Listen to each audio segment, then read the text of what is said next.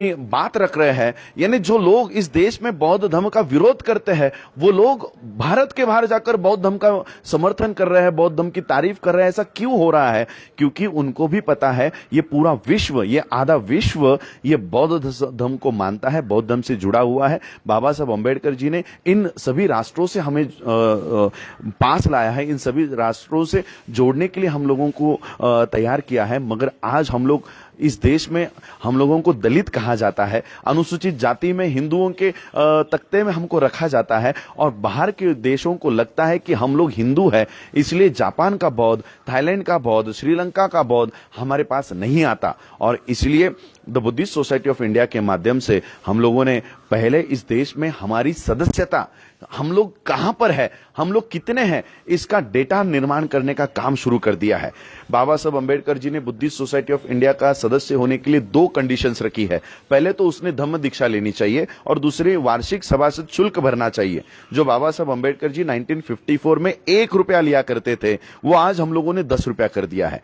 हम लोगों ने बुद्धिस्ट सोसाइटी ऑफ इंडिया की वेबसाइट तक बना दी है, www.tbsi.org.in पर आज ऑनलाइन लोग फॉर्म भर रहे हैं, और वो बौद्ध होने का सर्टिफिकेट्स उन लोगों के पास जा रहा है, और उनका डेटा हमारे पास आ रहा है।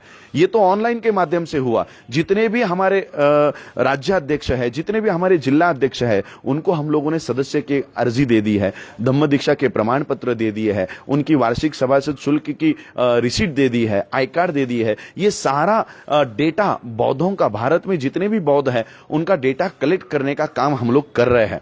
और इसलिए मैं आपके चैनल के माध्यम से भारत के बौद्धों को मैं आह्वान करना चाहूंगा कि आज भी भारत में जितने भी लोग खुद को बुद्धिस्ट मानते हैं, भारत सरकार आपको बुद्धिस्ट नहीं मानती। भारत के दस्तावेज में आपका जो चयन हुआ है, जो पंजीकरण हुआ है, वो आज भी बुद्धिस्ट नाम से नहीं है। वो या तो दलित, या तो अनुसूचित, या तो महार, या तो चमार, ऐसे अलग अलग जातियों में है। आज भी आप लोगों को बौद्ध का दर्जा इस देश की व्यवस्था ने नहीं दिया है। इस देश की व्यवस्था को डर है कि अगर आप लोग बौद्ध हो गए, और आप लोग बौद्ध होने के बाद पूरे विश्व में अगर आपकी पहचान चली गई, तो पूरे विश्व के बौद्ध आपके समर्थन में आ जाएंगे, आपके समर्थन में खड़े हो जाएंगे। ये इस व्यवस्था को डर है, इसलिए ये व्यवस्था आपको भारत के बाहर हिंदू नाम से आपको प्रचारित करती है, और जो हिंदू है वो मात्र खुद को बौद्ध नाम से प्रचारित कर रहे हैं। आज यूपी के मुख्यमंत्री हो, भारत के प्रधानमंत्री हो, ये बहुत बड़े पैमाने पर बुद्ध की मूर्तियां बाहर के देशों को क्यों दे रहे हैं? बाहर के जो राष्ट्रपति आते हैं, बाहर के जो प्रतिनिधि इस देश में आते हैं, ये उनका स्वागत बुद्धा की मूर्ति देकर क्यों कर रहे हैं? क्योंकि बुद्धा के नाम से इन लोगों को इस देश में पैसा लाना है। देखिए, बुद्धा के नाम से ये लोग करोड़ों रुपए इस देश में लाते हैं। बुलेट ट्रेन के लिए 1,70,000 करोड़ रुपया जापान से भारत ने लाया है, लेकिन इस पैसों में बुद्धिस्टों का एक भी वहां पर नाम मात्र भी हिस्सा बौद्धों का नहीं है। ये सारा पैसा जो बुद्धा के नाम पर इस देश में आता है, ये आने के बाद अडानी और अंबानी को ट्रांसफर किया जाता है। अडानी अंबानी का बौद्ध धर्म से कोई लेना देना नहीं है, मगर बुद्धा के नाम से आया हुआ पैसा उन लोगों के पास ट्रांसफर हो रहा है। आज इस देश में हम लोग अनुसूचित जाति के आरक्षण के लिए लड़ाई लड़ रहे हैं। महाराष्ट्र में अनुसूचित जाति में 59 कास्ट आती है, और हमारे रिजर्वेशन 13% में 1% भी हमारे हाथ में नहीं आता, और जो नौकरियां पहले से ही बंद कर रखी है, हम उसके लिए लड़ाई लड़ रहे हैं।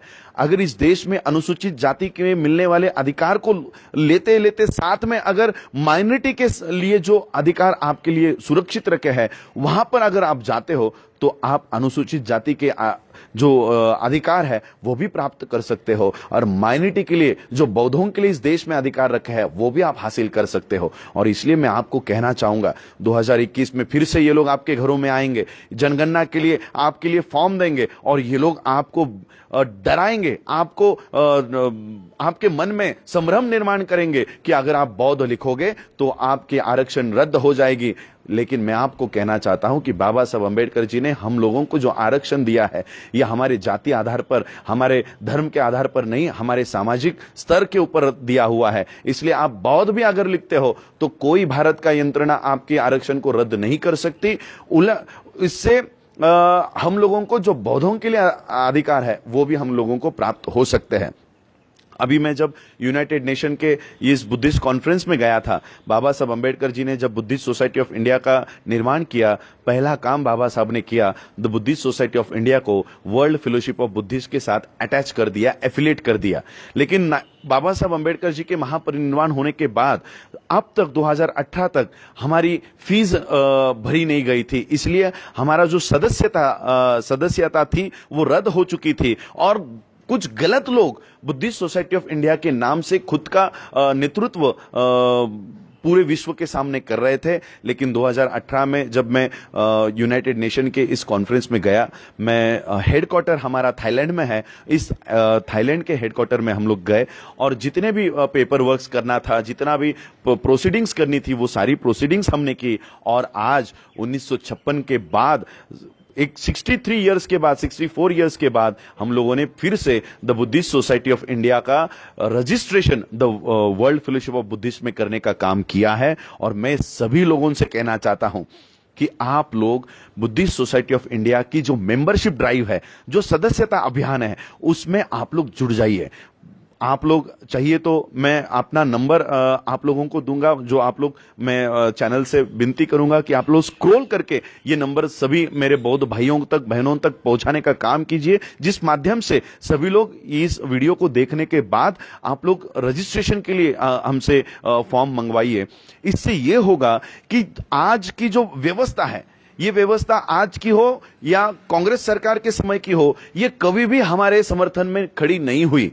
आज राष्ट्रपति तक आरएसएस का चुन लिया गया है। हमारे छोटे से छोटे पद, नगर सेवक, पार्षद पद से लेकर राष्ट्रपति पद तक आज इन लोगों ने बिठा दिए हैं। हम लोग अगर कोई विनती करते हैं, कोई याचना करते हैं, तो हमारा कोई सुनने वाला नहीं है। लेकिन बाबा साहब अंबेडकर जी ने हम लोगों को इनसे भी ज्यादा अधिकार हम लोगों को दिए हैं।